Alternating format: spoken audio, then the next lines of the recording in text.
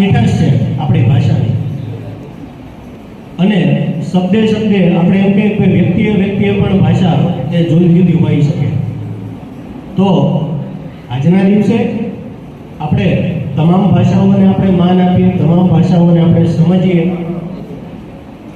એનું જે કંઈ વિવિધતા આપણને જોવા મળે છે એને આપણે જાણીએ, એના દ્વારા જે કંઈ સંસ્કૃતિ ખીલેલી છે સંસ્કૃતિને પણ આપણે માણીએ અને જાણીએ, એ જ અભ્યર્થના સાથે આપ સૌને ફરી એક વખત તમામનું સ્વાગત સાથે વિરમું છું. Thank you. ત્યારબાદ પ્રિન્સિપલ સરે કીધું એમ કે એટલે 1999માં નવેમ્બરમાં યુનેસ્કોએ માતૃભાષા દિવસ ઉજવવાનું નક્કી કર્યું, જેને 2000 થી 21મી ફેબ્રુઆરીના દિવસોમાં અભ્યાસ કરતી ચાવડા ઉર્વિશાબેનને વિનંતી કરું કે માતૃભાષા વિશે થોડાક શબ્દો કહે.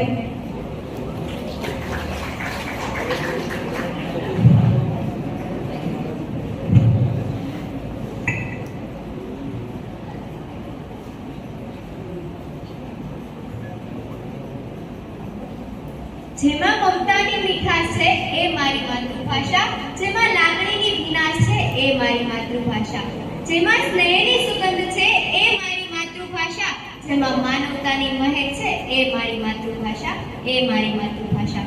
તો સૌપ્રથમ હું મારી માતૃભાષા ગુજરાતીને વંદન કરીને મારા વક્તવ્યની શરૂઆત કરું છું. માતાની મમતા સમાન મીઠી આપણી માતૃભાષા ગુજરાતીના ચાહકો એવા અત્રે ઉપસ્થિત સર્વે ગુજરાતી પ્રિય બંધુઓને ચાવડા ઉર્વિશાના નમસ્કાર. માતૃભાષાનો શાબ્દિક અર્થ છે માતા પાસેથી પ્રાપ્ત થયેલી ભાષા. માતૃભાષા એટલે માતા સમાન ભાષા. માતૃભાષા એ સંસ્કૃતિનું માધ્યમ છે. કલા, સાહિત્ય, સંગીતનો માતૃભાષામાં જ વિકાસ થઈ શકે છે. બાળકની સ્વસૂઝ અને સર્જનશીલતા બાળક માતૃભાષામાં જ ત્વરિત અને ગતિશીલ હોય છે. કહેવાય છે ને, માતૃભાષા હૈયે છે ને તરત મોઠે આવે છે. હાથ કરતા પણ વધુ હાથ વગી મારી માતૃભાષા છે. ગુજરાતી મીઠા જળની તલાવડી છે. ગુજરાતી મીઠા જળની તલાવડી છે. જીવનદાનની નાવડી છે. જનની જન્મભૂમિને સંગ ગુજરાતી મારી માવડી છે. ગુજરાતી મારી માવડી છે. આપણી માતૃભાષા ગુજરાતી, જેને ગુજરાતના અનેક કવિઓ, લેખકો અને સાહિત્યકારોએ સંવર્ધિત કરીને દરેક ગુજરાતીઓના હૃદયમાં ગૌરવવંતી બનાવી છે. ભક્ત કવિ શ્રી નરસિંહ મહેતા અને મીરાબાઈ, કવિ શ્રી નર્મદ અને ઝવેરચંદ મેઘાણી, તો ઉમાશંકર જોશી અને તુષાર શુક્લ, આવા તો અનેક નામી અનામી કવિઓ અને લેખકોએ માતૃભાષાને બિરદાવી છે. ઉમાશંકર જોશી માતૃભાષાનું મહત્વ ગાતા કહે છે, સદા સૌમ્યથી વૈભવ ઉભરાતી, સદા સૌમ્યથી વૈભવ ઉભરાતી, મળી માતૃભાષા મને ગુજરાતી, મળી માતૃભાષા મને ગુજરાતી. આપણી માતૃભાષાના મહત્વ વિશે બહુ મોટું યોગદાન આપનાર અને ખૂબ જાણીતા એવા લેખક અને સાહિત્યકાર ગુણવંત શાહ વિશે હું વાત કરું તો તેમનો જન્મ ગુજરાત રાજ્યના સુરતના રાંદેરમાં 12 માર્ચ 1937ના રોજ પિતા ભૂષણલાલને ત્યાં થયું હતું. તેમણે રસાયણ વિષય સાથે બીએસસી, બીએડ, એમએડ અને પીએચડીની ઉચ્ચ ડિગ્રી મેળવી હતી. ગુણવંત શાહ મુખ્યત્વે નિબંધકાર છે. તેમણે અનેક નિબંધ સંગ્રહો, ચરિત્ર કે તારા નામનો ટહુકો મેં અહીં છાતીમાં રાખ્યો છે, તારા નામનો ટહુકો મેં અહીં છાતીમાં રાખ્યો છે, ઉસવા ક્યાં દીધો ટહુકો, હજી તો પાટીમાં રાખ્યો છે. મલક કઈ કેટલાય ખૂંદ્યા, મલક કઈ કેટલાય ખૂંદ્યા, ધૂળ ચોટી બધાની, પણ હજુ એ ધબકારો મેં મારો ગુજરાતી રાખ્યો છે, હજુ એ ધબકારો મેં મારો ગુજરાતી રાખ્યો છે. અસ્તુ જય પડતી કે ભરતમાં થેન્ક્સ ક્યાંથી? માત્ર ને માત્ર બધાને અંગ્રેજીમાં જ માસ્ટર થવું છે, પણ શું એના માટે માતૃભાષાનો ભોગ લેવો જરૂરી છે? તે શું મોટાઈ છે આ ભાષાની? અરે આની કરતા તો સારી છે મારી માતૃભાષા ગુજરાતી. સાંભળતા જ હૃદયમાં મોજમાં આવી જાય છે. જ્યાં માન અને સન્માનનો ભેદ દેખાય છે, જ્યાં હૃદયથી આવકાર મળે છે, અને એ મારી માતૃભાષા ગુજરાતી. માતૃભાષા એટલે બાળકોને મા દ્વારા વારસામાં મળેલી ભાષા. ઘરમાં જે ભાષા બોલાતી હોય છે તે જ બાળકની ભાષા.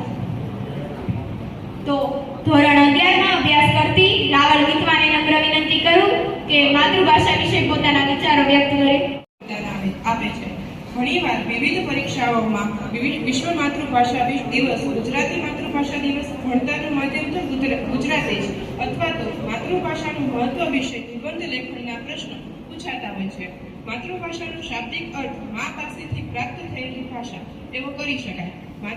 એ ભાષામાં કહો તો એના મસ્તક સુધી જાય છે, પણ જો તેને તેની માતૃભાષામાં સમજાવશો તો એ સીધા તેના હૃદય સુધી જશે.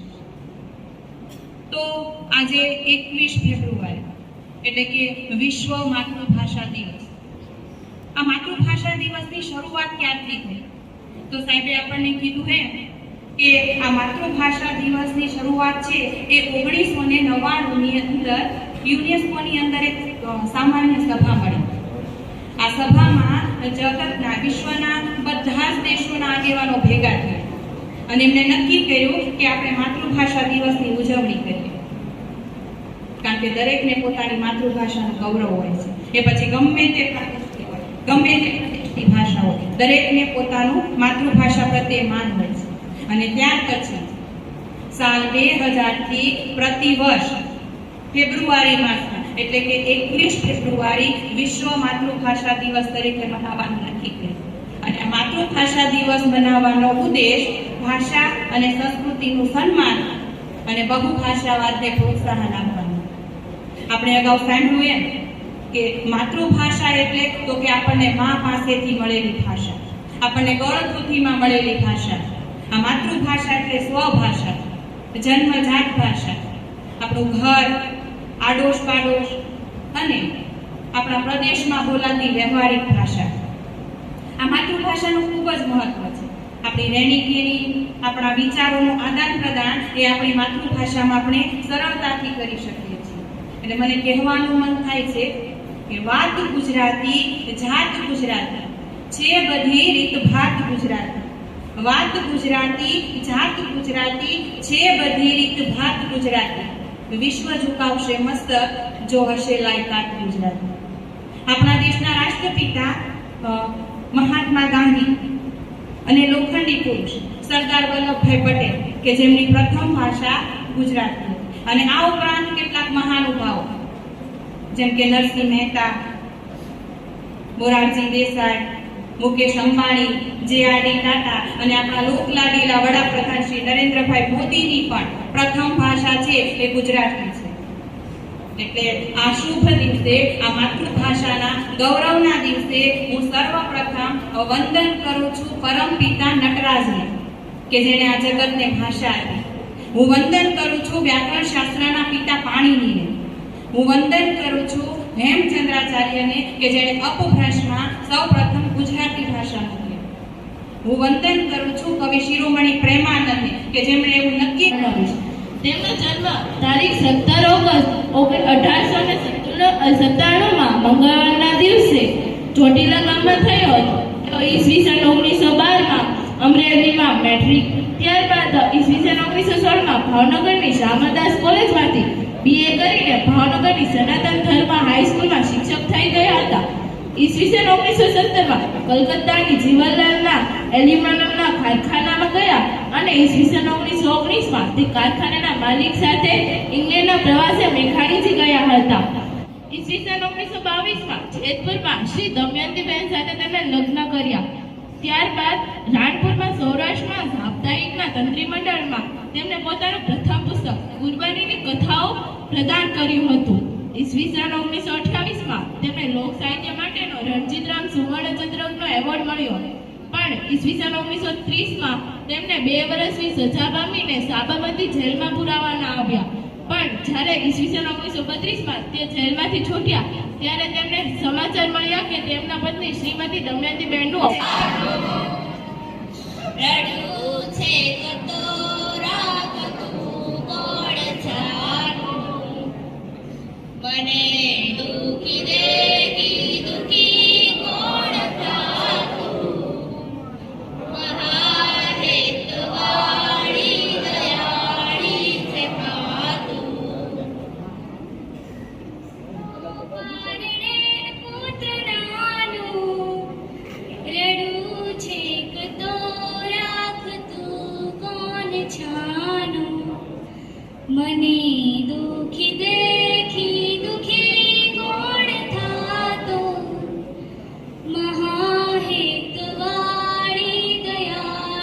જ માતું